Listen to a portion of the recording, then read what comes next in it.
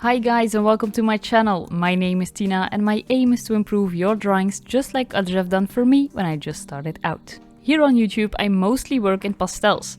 I have also dabbled with colored pencils on this platform since this is what I first learned, but I prefer the faster way of working that pastel enables.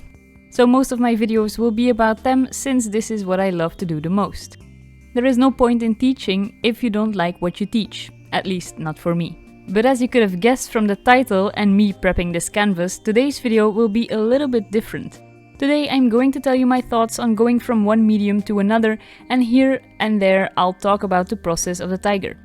Whichever method you choose to get your line art down is the perfect choice for you. For this one I just chose to transfer my line art because you guessed it, this is fast. To get the line transferred onto the canvas I just used pastel on the back of the white sheet. Now I've already done this particular piece with pastel. I'll pop the link up if you want to go and watch that one.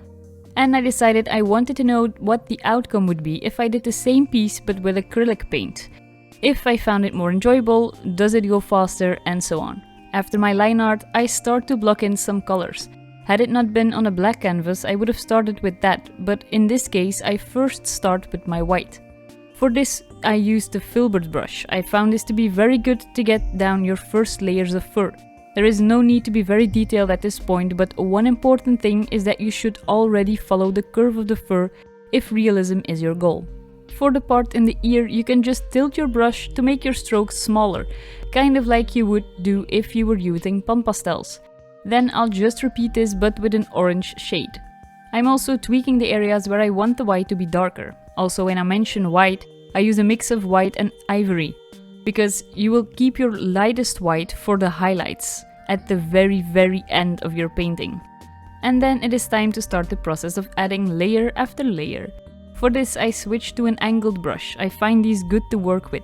I would say as a general rule of thumb, it's easiest to follow other people's advice, and as you get better with the brush, you'll find what works best for you. For full disclosure, I have done some other pieces in acrylics already, but I'm definitely not at the same level with my acrylics as with my pastel pieces. Either way, I just wanted to show you how relatively easy the transition is from pastels to acrylics. If you like this video, make sure to give it a thumbs up. There is a reason why the jump from one medium to another is not as big as you might think. For starters, did you know that they call pastel the colorist's medium? That's because it produces the most vibrant colors you will ever see. And traditionally, you will apply these colors in layers. A lot of what you do with acrylics works in the same way. Just like with pastel, you will also build your subject layer by layer, going from dark to light. To get in the detail of the eye here, I switched to a smaller brush again. For the eyes, I used green and blue, as you can see on my palette here.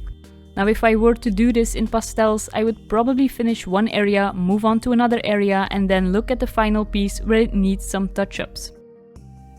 With acrylics on the other hand, since your paint will eventually dry, I don't tend to do this, but I work more from one color to the next. But after getting a little bit more detailed fur on, I first decided to work on the eyes and the nose. Then I can start adding white fur on top of my darker base layer. Again, I'm not using pure white, but I added some black in the mix. With the addition of pan pastel, there is actually another thing they have got in common. Just like you would mix paint with pan pastels, it's possible to mix your pastels and create your own colors this way. While I'm busy adding some strokes on this tiger, I'd like to remind you that I send out a newsletter every month. This is basically just a small recap of what I've been up to the last month, but with each newsletter, I also send out 4 reference pictures just like this one. Okay, maybe not like the one from my drawing, but the ones passing on your screen right now have already been sent out. Like to get your hands on similar pictures? Check out the link in the description to sign up for my newsletter right now. After getting all of that white down, I will then start to add in some darker color and lighter values of orange. Some of these will go over the white as I just laid that down, some will cover some other parts. For example, these longer bright hairs that I'm using mostly on the left side will help get the contrast right. Like I said before, once I have a color I'm going to use it before I want to darken or lighten it up. I just make sure to be aware of the direction of the fur as well as the length. This part on the nose is especially important to get these short strokes, and as you can see, I'm using a small detailed brush for this. Getting in the black fur could wait till at the end because of the black canvas I prepared. I just started from the black that is still showing through and I add in the black strokes in the right direction. Of course, this is all very sped up, but I hope that you get something out of this. For me personally, there was only one big thing that I needed to adjust to, and that were the brushes. Working with pastel is more direct, whereas acrylics you need a tool to get your paint onto your canvas. But once you've got that figured out, some trial and error through practice can get you very far. You're all set to go and you'll be well on your way to creating beautiful pieces in this medium too.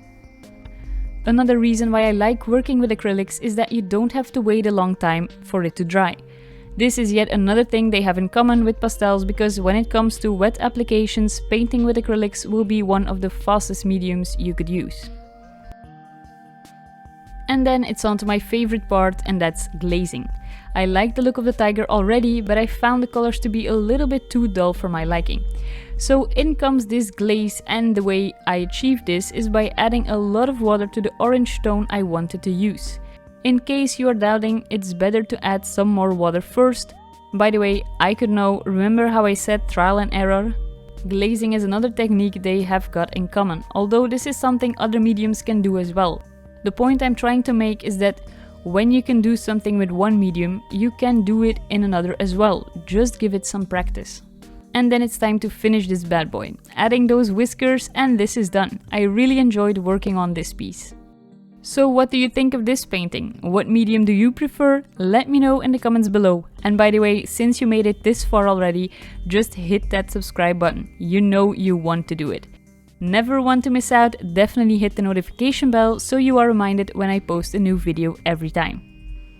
Thank you for watching, I hope you enjoyed this video. If you did, make sure to give it a thumbs up, and I also have a lot of other videos on my channel that might interest you. So definitely check them out.